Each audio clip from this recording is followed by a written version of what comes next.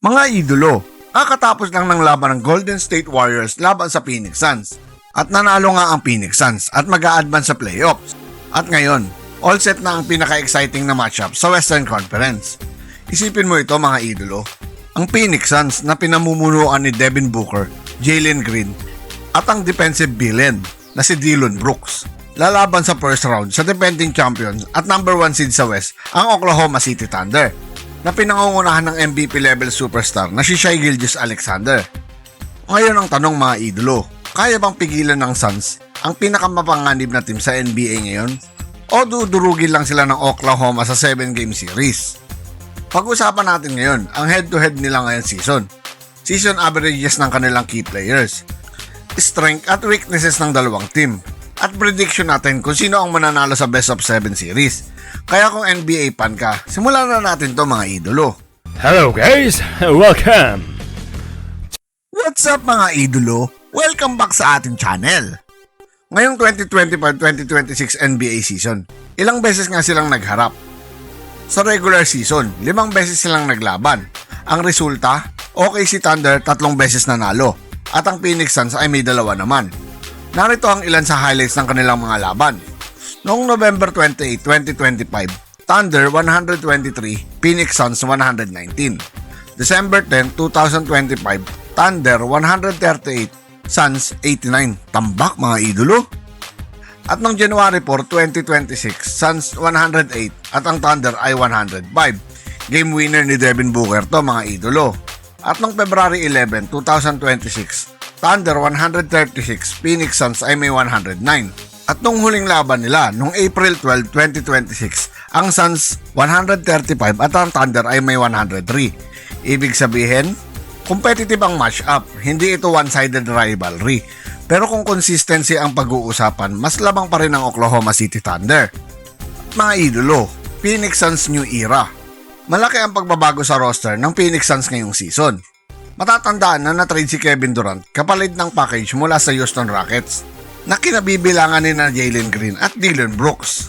At ang resulta, mas bata, mas athletic, at mas physical. At pag-usapan natin ang key player ng Phoenix Suns.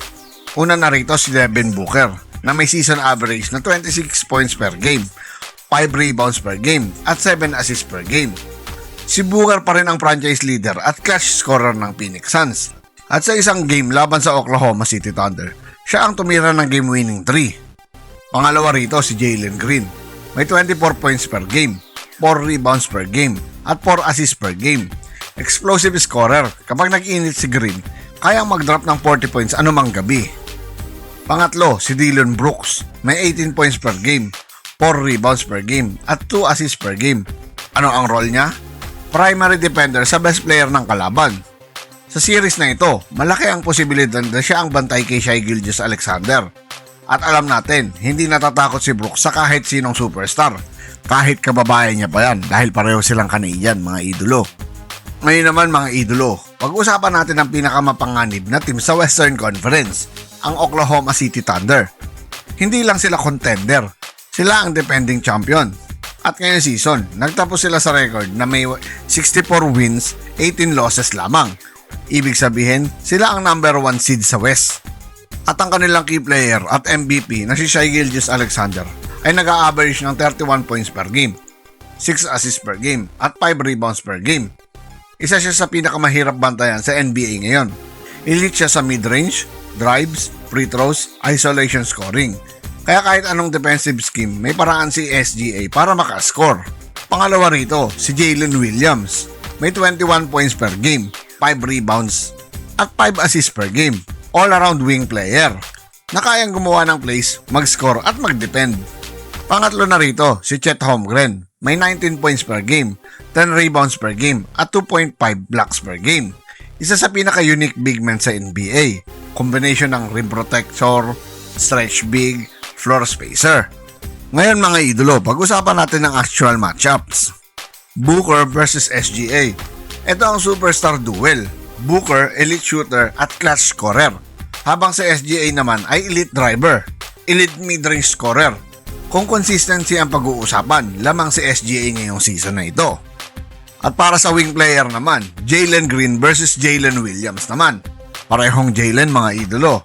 Ito ang X-factor ng matchup. Kung mag-explode si Green, pwede siyang baguhin ang momentum ng series. Brooks defense versus SGA. Ito ang pinaka-interesting. Si Dillon Brooks ay kilala bilang physical defender, trash talker, agitator. Pero kahit ganun mga idolo, hindi madaling pigilan si Shai Gilgeous-Alexander. Ngayon, pag-usapan natin ang strength ng dalawang kupunan.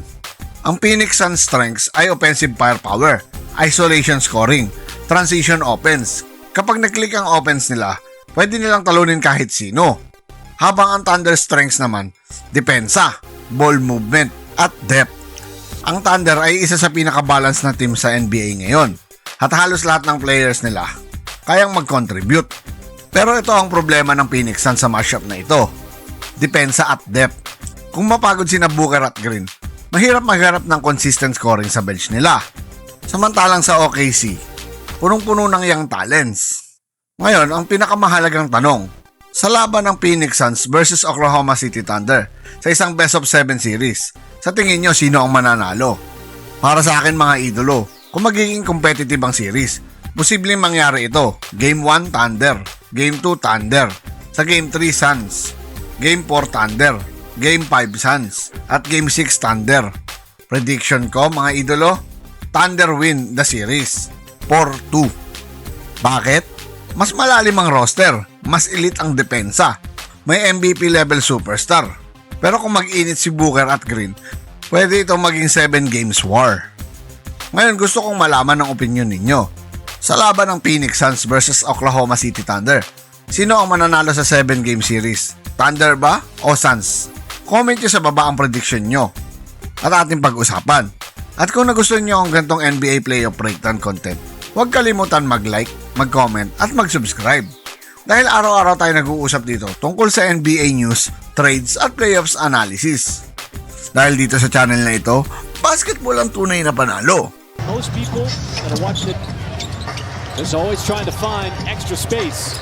Rich Williams, he was a ground floor member of this Thunder rebuild. He's in this league because he was part of the rebuild.